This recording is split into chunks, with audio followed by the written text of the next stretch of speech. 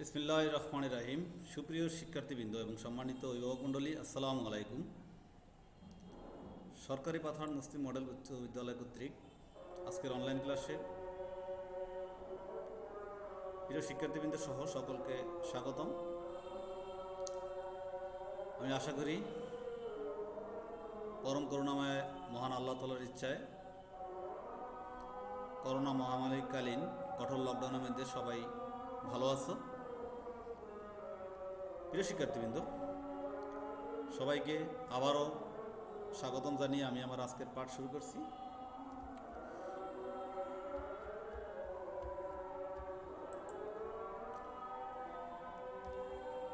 আজকের পাঠ পরিচালনায় আছে আমি মোহাম্মদ মাহবুব আলম, সিনিয়র শিক্ষক গণিত, সরকারি পাতার মুসলিম মডেল উচ্চ বিদ্যালয়, মেহেন্দিগঞ্জ, বরিশাল। আজকের পাঠ পরিচালিত হবে অষ্টম শ্রেণীর গণিত বিষয় থেকে দ্বিতীয় অধ্যায়।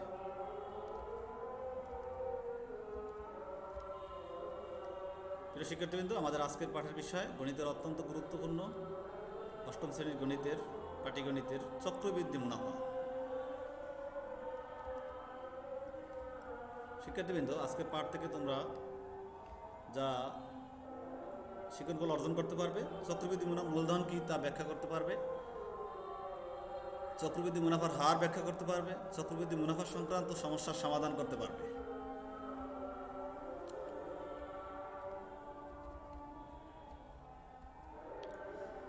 শিক্ষার্থীবৃন্দ, আমরা আজকের অঙ্ক করার আগে আমরা একটু জেনে নেই যে চক্রবৃদ্ধি মুনাফাটা কি, যেহেতু এটা তোমাদের নতুন সংযোজন পাটিগণিতে। শিক্ষার্থীবৃন্দ, তোমরা ধরে নাও কোনো আমানতকারী ব্যাংকে 100 টাকা জমা রাখেন। একটা যে কোনো ব্যাংকে 100 টাকা জমা রাখছে এবং ব্যাংক তাকে বার্ষিক 10% মুনাফা দিয়েছে। কত পার্সেন্ট? 10%। তবে আমানতকারী বছর শেষে 100 টাকার উপর মুনাফা পাবেন, এটাই স্বাভাবিক। যদি 10% মুনাফা ব্যাংক তাকে দেয়, তাহলে আমানতকারী কী পাবে? বছর শেষে তার যে মূল প্রারম্ভিক টাকা 100 টাকা, সেই 100 টাকার উপর মুনাফা পাবেন। অর্থাৎ 100 টাকার উপর 10% কত, আমরা সেটা বের করে নিই। 100 টাকার 10% সমান 100 গুণন 10 ভাগ 100 টাকা সমান 10 টাকা। তাহলে দ্বিতীয় বছরের জন্য তার মূলধন কত হবে? আগের যে 100 টাকা ছিল প্রারম্ভিক মূলধন 100, আর শেষে যে আমরা 10% পাইছি 100 টাকার উপরে, সেই 10 টাকা যোগ হবে। 100 যোগ 10 সমান 110 টাকা। এটাই হলো কি? চক্রবৃদ্ধি মূলধন। খেয়াল করছো? প্রথম বছরান্তে কী করছে? তার 100 টাকা যে প্রারম্ভিক মূলধন দিছে, তার উপরে 10% আমরা বের করে নিছি 110 টাকা। আর দ্বিতীয় বছরান্তে তার মূলধন হবে ওই মূল যে তার 100 টাকা ছিল, তার সাথে 10 যোগ হবে 110 টাকা। এটাই হলো চক্রবৃদ্ধি মূলধন। এভাবে প্রতি বছরান্তে ব্যাংকে আমানতকারীর মূলধন বাড়তে থাকবে। প্রতি বছরান্তে এই বৃদ্ধিপ্রাপ্ত মূলধনকে বলা হয় চক্রবৃদ্ধি মূলধন বা চক্রবৃদ্ধি মূল। প্রতি বছরান্তে যে মূলধন বাড়তে থাকবে সেটাই হলো কি? চক্রবৃদ্ধি মূলধন বা চক্রবৃদ্ধি মূল। আর প্রতি বছর বৃদ্ধিপ্রাপ্ত মূলধনের উপর প্রতি বছর শেষে যে মূলধন বৃদ্ধিপ্রাপ্ত হয় তার উপর যে হিসাব করা হয় তাকে বলে চক্রবৃদ্ধি মুনাফা। তাহলে আমরা চক্রবৃদ্ধি মূল এবং চক্রবৃদ্ধি মুনাফা সম্বন্ধে জানলাম। প্রিয় শিক্ষার্থীবৃন্দ, এই যে মুনাফা, চক্রবৃদ্ধি মুনাফাটা, এটা 3 মাস, 6 মাস বা এর চেয়ে কম সময়ের জন্য নির্ণয় করা যায়। চলো তাহলে আমরা এবার চক্রবৃদ্ধি মূলধন ও মুনাফার সূত্র গঠন করি।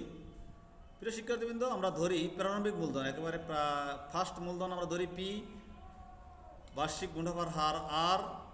তা প্রথম বছরান্তে চক্রবৃদ্ধি মূলধন হবে কত?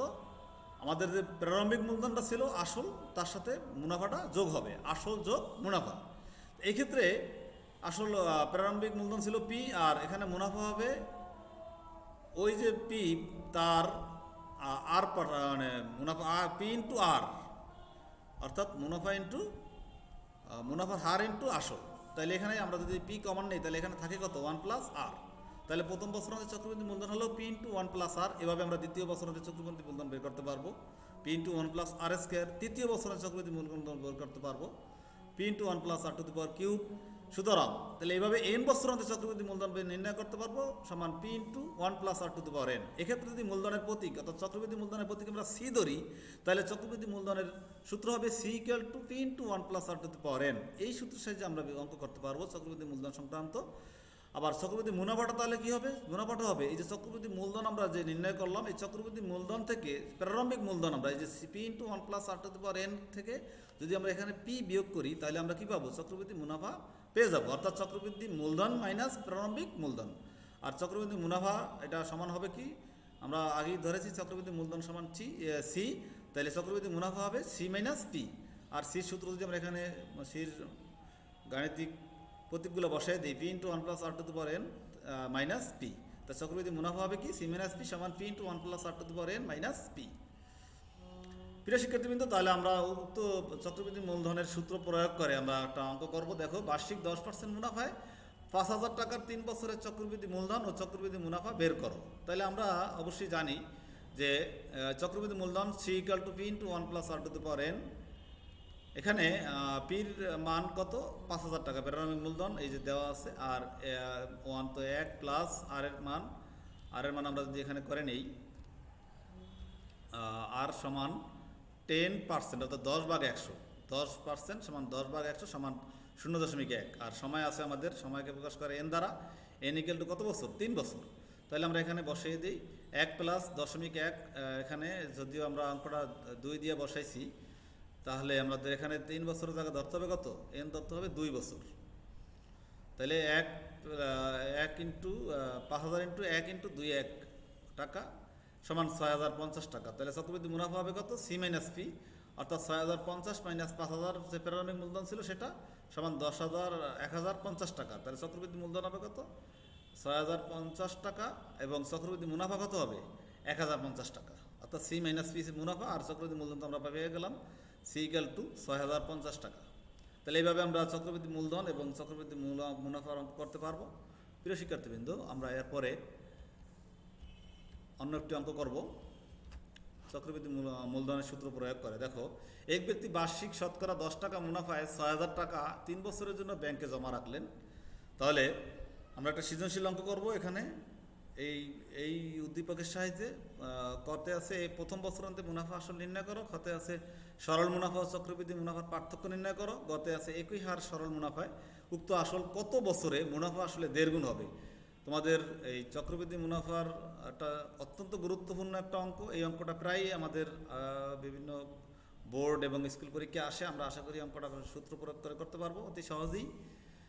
তাহলে আমাদের কতে আছে যে প্রথম বছরান্তে মুনাফা কত? তাহলে আমাদের এখানে মুনাফার হার আমরা 10%, আর এর মুনাফার হার আর দ্বারা প্রকাশ করা হয় 10%, 10/100 সমান 1/10 টাকা। আর আসল আমাদের প্রারম্ভিক মূলধন পি ইকাল টু 6,000 টাকা, সময় প্রকাশ করছি এন ইকাল টু, যেহেতু 1 বছরান্তে তাহলে এন ইকাল টু 1 বছর, অর্থাৎ মুনাফা I equal to P N R. আমরা যদি পূর্ব জ্ঞান যাচাই করি, আমরা আগের অধ্যায় করেছি মুনাফার সরল মুনাফার সূত্র I equal to P N R. তাই এখানে আমরা মানগুলো বসাই দিলাম প্রতীকগুলো। 6,000 ইন্টু 1 ইন্টু 1/10 টাকা সমান 600 টাকা। এখানে মুনাফা হয়ে গেল কত? 600 টাকা। আর মুনাফা আসল হবে কত? আসল ছিল 6,000 টাকা, আর আসল মুনাফা হলো 600। 6,000 যোগ 600 সমান 6,600 টাকা। তা প্রথম বছরান্তে আমাদের মুনাফা আসল বের হলো কত? 6,600 টাকা। এরপর আমরা দ্বিতীয় অঙ্কটা করব, যেখানে চক্রবৃদ্ধি মূলধন বের করতে বলা হয়েছে। তাহলে মুনাফার হার আর ইকাল টু 1/10 টাকা আমরা আগেই পেয়েছি, আসল পি ইকাল টু 6,000 টাকা, আর সময় এন ইকাল টু এখানে 3 বছর সময়। তা সরল মুনাফা I equal to P N R, এখানে 3 বছরের সরল মুনাফা বের করলাম। 6,000 ইন্টু 3 ইন্টু 1/100 10 সমান 1,800 টাকা। চক্রবৃদ্ধি মূলধন C equal to P into 1 plus R to the power 3। তাহলে এখানে 6,000 ইন্টু 1 প্লাস 1/10 বা টু দি পাওয়ার 3। তাহলে এখানে আমরা ক্যালকুলেশন করে কত পেলাম? 7,986 টাকা। এটা কি? চক্রবৃদ্ধি মূলধন। তাহলে চক্রবৃদ্ধি মুনাফা কত হবে? C minus P. সি আমাদের চক্রবৃদ্ধি মূলধন ছিল 7,986 টাকা, আর প্রারম্ভিক মূলধন ছিল 6,000 টাকা। তাহলে মোট হয়েছে এখানে চক্রবৃদ্ধি মুনাফা 1,986 টাকা। তাই সরল মুনাফা ও চক্রবৃদ্ধি মুনাফার পার্থক্য কত? সরল মুনাফা হলো আমাদের চক্রবৃদ্ধি মুনাফা হলো 1,986 টাকা, আর সরল মুনাফা ছিল 3 বছরের 1,800 টাকা। তাহলে মোট কত হলো? 186 টাকা। সুতরাং নির্ণয় সরল মুনাফা ও চক্রবৃদ্ধি মুনাফার পার্থক্য 186 টাকা। আমরা খ অঙ্ক পেয়ে গেলাম। এবার আমরা গ অঙ্কটা করব। গয়ের অঙ্কে আমাদের অর্থাৎ 21,000 মুনাফায় উক্ত আসল কত বছরে মুনাফা আসলে 1.5 গুণ হবে? অঙ্কটা এরকম ছিল। তো আমাদের এখানে given that R equal to 10%, অর্থাৎ 1/10 টাকা, আর পি ইকুয়াল টু প্রারম্ভিক মূলধন 6,000 টাকা। ধরি সময় আমাদের ধরে নেই, এখানে সময়টা আমাদের চাইছে যেহেতু সময়টা ধরে নেই, সময় এন ইকুয়াল টু এন বছর। আমরা জানি মুনাফা আসল সমান এ, আর মুনাফা আসলকে প্রকাশ করে এ দ্বারা, A equal to I plus P, অর্থাৎ মুনাফা আসলের প্রকাশ করে কি দ্বারা? এ দ্বারা। A equal to I equal to PNR আমরা জানি সরল মুনাফা, আর প্লাস পি। তাই পি আমরা যদি এই ডান পাশের অপশনগুলো আমরা বাম পাশে নিয়ে আসি, তাহলে পিএনআর প্লাস পি সমান এ। তাই পিএনআর সমান কত? A minus P. তাহলে আমাদের লাগবে এন এর মান, N equal to A minus P by P R. তাহলে এখানে এ হয়েছে আমাদের মুনাফা আসল ছিল কত? 9,000 টাকা। সেখান থেকে মাইনাস দিব পি 6,000 টাকা, আর নিচে যাবে পির মান 6,000 পূরণ আর এর মান 1/10 সমান 3,000/600 সমান 5। কত বছর? 5 বছর। অতি সহজেই আমরা এই অঙ্কটা করতে পারলাম। অর্থাৎ একই হার মুনাফায় উক্ত আসল 5 বছরে মুনাফা আসলে 1.5 গুণ হবে। তাহলে প্রিয় শিক্ষার্থীবৃন্দ, তোমরা অঙ্কটা কত বছরে নির্ণয় করতে পারলা? 5 বছরে। কত বছরে দ্বিগুণ হবে? 5 বছরে। সো আমাদের একই হার মুনাফায় উক্ত আসল 5 বছরে মুনাফা আসল হলো 1.5 গুণ। আমরা এখন তোমাদের জন্য একটা অঙ্ক দিলাম। চক্রবৃদ্ধি মূলধনের সংজ্ঞা লেখো এবং প্রতীকের পরিচয় সহ চক্রবৃদ্ধি মুনাফা নির্ণয়ের সূত্র লেখো। আমরা তোমাদের মূল্যায়নের জন্য এই সংজ্ঞাটা তোমাদের দিলাম। আমরা এখন একটা অঙ্ক করবো। দেখো, বার্ষিক 10% মুনাফায় 8,000 টাকার 3 বছরের চক্রবৃদ্ধি মূলধন কত? তাহলে প্রথমে আমরা কি করবো? এখানে মূলধনকে পি দ্বারা চিহ্নিত করা হয়। পি ইকাল টু 8,000 টাকা, প্রারম্ভিক মূলধন সময় এন ইকাল টু 3 বছর, মুনাফার হার আর ইকাল টু 10% সমান 0.1 টাকা।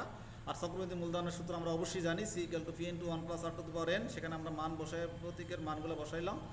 এখানে পির মান 8,000 টাকা ইন্টু আর এর মান 1 প্লাস আর এর মান হচ্ছে 10.1 টু দি পাওয়ার এন এর মান 3। এখানে হলো 10,648 টাকা। এরপর দেখো, আমরা তোমাদের জন্য মূল্যায়ন আমরা কিছু প্রশ্ন রাখলাম। জামিল সাহেব বার্ষিক 10% মুনাফায় ব্যাংকে 2,000 টাকা জমা রাখলেন। তাইলে প্রথম বছরান্তে মুনাফা আসল কত হবে? আমাদের এখানে কয়েকটা অপশন আছে। কতে আছে 2,050 টাকা, কতে আছে 2,100 টাকা, গতে আছে 2,200 টাকা, গতে আছে 2,250 টাকা।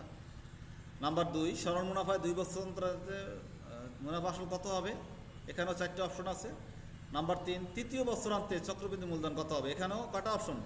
এখানেও উপরে প্রত্যেকটাই 4টে করে অপশন থাকবে। আশা করি তোমরা সূত্র প্রয়োগ করে অঙ্কগুলো করতে পারবে, যেহেতু প্রথম বছরান্তে, দ্বিতীয় বছরান্তে, তৃতীয় বছরান্তে চক্রবৃদ্ধি মূলধন আমরা প্রথমেই ডিসকাস করেছিলাম।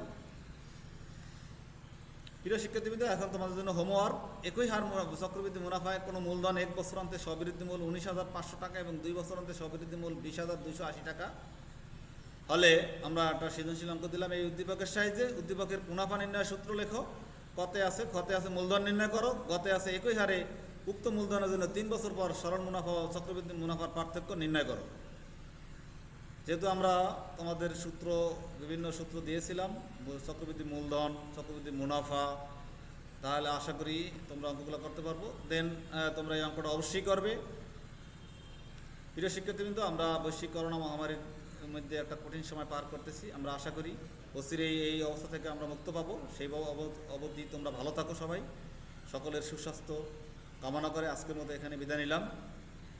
আল্লাহ হাফেজ।